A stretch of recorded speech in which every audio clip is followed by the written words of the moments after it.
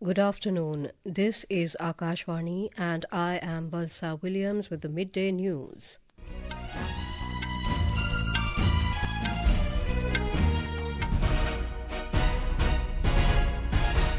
The headlines. Prime Minister Narendra Modi launches multiple development projects in Delhi, says works to boost ease of living for people of national capital. President Droupadi Murmu takes part in Golden Jubilee celebration of National Institute of Mental Health and Neurosciences in Bengaluru. Union Minister Ashwini Vaishnaw launches several development projects for Assam from Guwahati, flags off 3 trains and inaugurates 10 kilowatt FM transmitter of Akashvani Kokrajhar. Dense fog engulfs North India as cold waves grip the region, disrupting flight and train operations. India crumble for 185 runs against Australia in their first innings on first day of decisive fifth and final cricket test of Border-Gavaskar Trophy in Sydney. Prime Minister Narendra Modi today inaugurated and laid the foundation stone of multiple development projects in Delhi. He inaugurated around 1,700 newly constructed flats for the dwellers of JJ clusters and handed over the keys to eligible beneficiaries in Ashok Vihar in the national capital. Mr. Modi also interacted with beneficiaries of flats and inspected the newly allotted flats.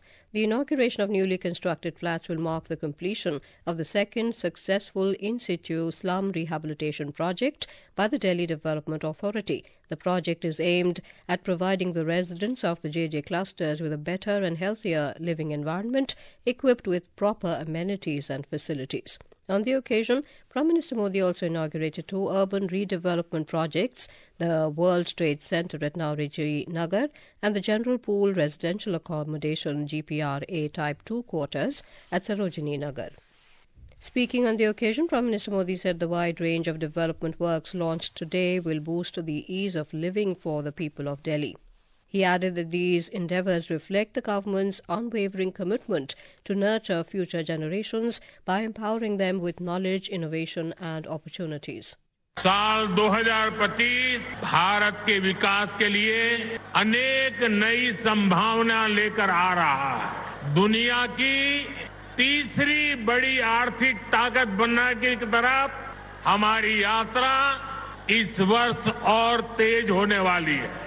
आज भारत दुनिया में राजनीतिक और आर्थिक स्थिरता का प्रतीक बना है। ये वर्ष विश्व में भारत की अंतर्राष्ट्रीय छवि को और सशक्त करने का वर्ष होगा।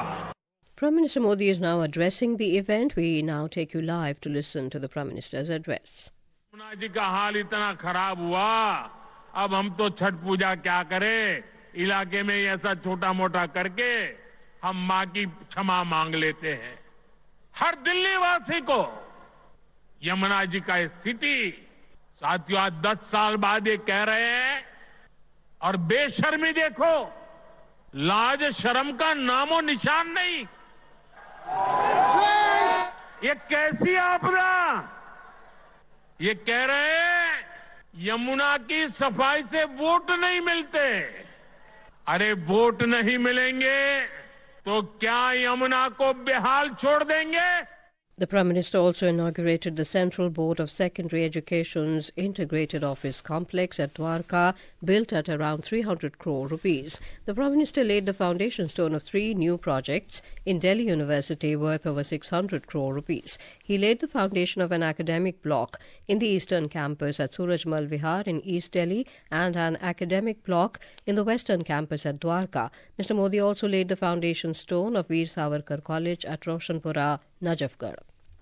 President Droupadi Murmu took part in the Golden Jubilee celebrations of the National Institute of Mental Health and Neurosciences, NIMHANS, in Bengaluru today. On the occasion, the President inaugurated a new psychiatry block, central laboratory complex and hostel building. She also dedicated to the nation the advanced 3T MRI scanner and DSA machine. Addressing the gathering, the President lauded NIMHANS for their dedicated service towards the noble cause of mental health and neurosciences. She said NIMHANS today is an undisputed leader in mental health and neurosciences globally. Focus on mental health promotions will become even more important in the years ahead. Women can add a unique perspective in mental health care, in caregiving as well as in research. Vice President Jagdeep Dhankar has said global disciplines are embracing the Vedanta philosophy, which is the country's ancient wisdom. He said Vedanta is much beyond a philosophy and it is the algorithm for human consciousness. The Vice President presided over the inauguration of the 27th International Congress of Vedanta at Jawaharlal Nehru University in New Delhi today. Speaking on the occasion, Mr. Dhankar said Vedanta is the essence or conclusion of the Vedas, which are the country's timeless treasures. Union Home Minister Amit Shah today chaired the 7th meeting of the Islands Development Agency IDA in New Delhi. The meeting was attended by Andaman and Nicobar Lieutenant Governor Devendra Kumar Joshi, Lakshadweep Administrator Praful Patel, Union Home Secretary Govind Mohan and other senior officials. The IDA, set up in 2017, focuses on the holistic development of islands in the country.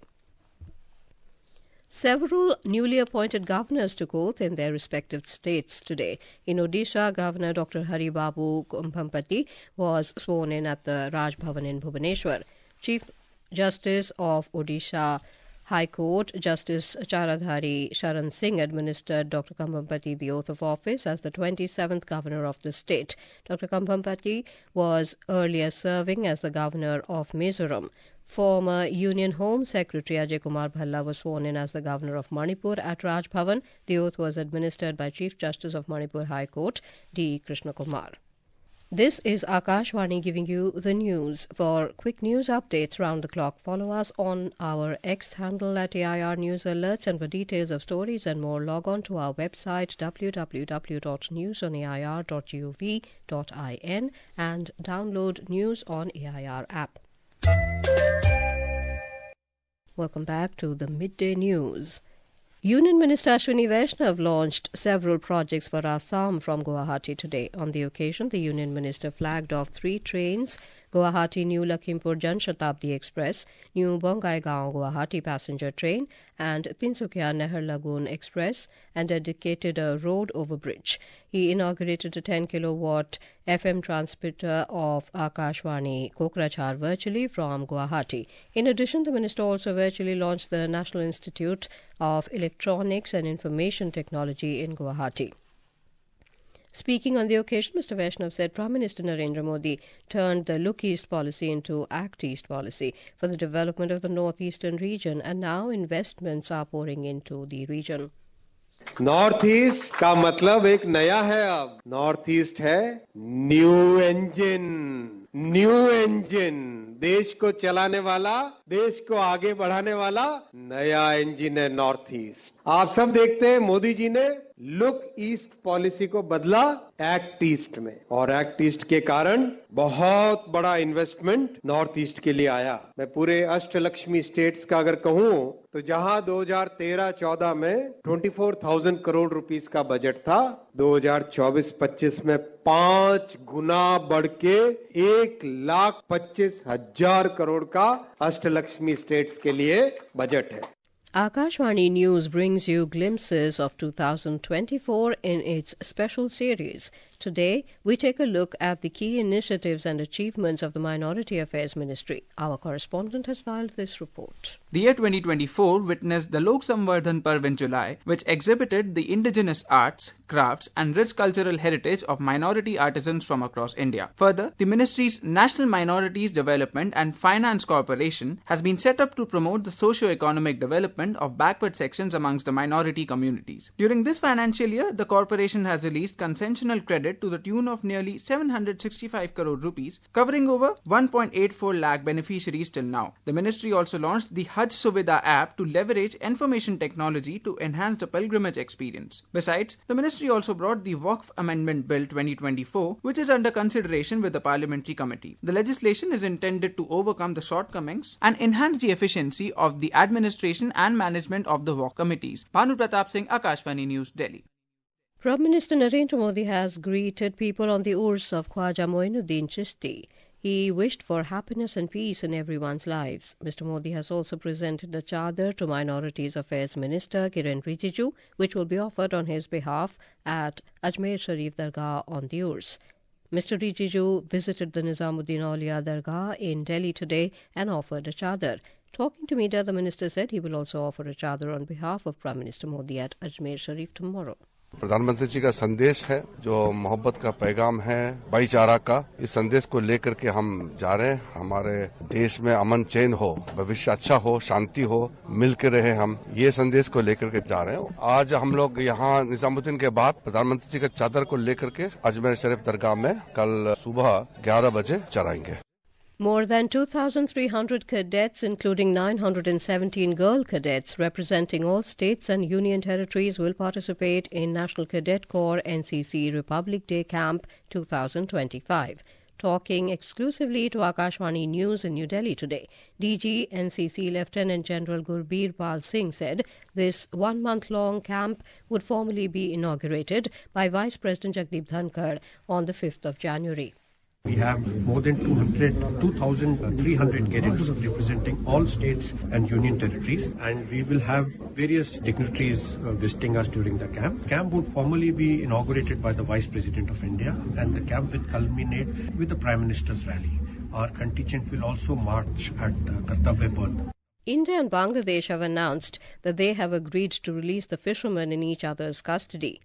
Bangladesh will hand over 95 Indian fishermen, while India will release 90 Bangladeshi fishermen. The reciprocal repatriation process is expected to be completed by Sunday. We have a report. Bangladesh Foreign Advisor Mohammad Tawhid Hussain told reporters in Dhaka on Thursday that if formalities go as per schedule, the exchange of the fishermen will be held on Sunday. The 95 Indian fishermen's crew members who were held in Begharhat and Patuakhali district jails of Bangladesh were released on Thursday. Besides 6 Indian fishing boats detained in Bangladesh and 2 Bangladeshi fishing vessels detained in India will also be exchanged between the 2 coast guards. Naval Singh Parmar, Akashvani News, Dhaka. Dense fog and low visibility have engulfed North India as cold waves gripped the region, disrupting flight and train operations. The India Meteorological Department has forecast dense fog in northern, eastern and central parts of India for the next 2 to 3 days. Around 50 flights got delayed due to low visibility at the Indira Gandhi International Airport in the national capital. The movement of several Delhi-bound trains were also affected. More from our correspondent.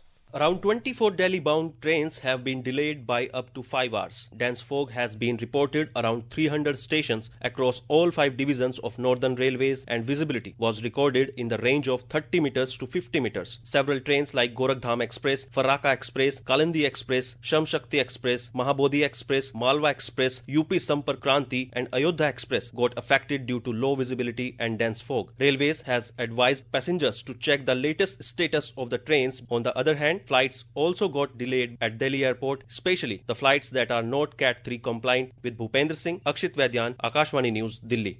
In cricket, India's batting order again crumbled against Australia on the first day of the decisive 5th and final test of the Border-Gavaskar trophy at Sydney despite the absence of captain Rohit Sharma. The visitors were bundled out for 185 runs in their first innings in the post-lunch session. The hosts were 9 for 1 at the draw of stumps in their first innings on the opening day. Currently, Australia is trailing by 176 runs.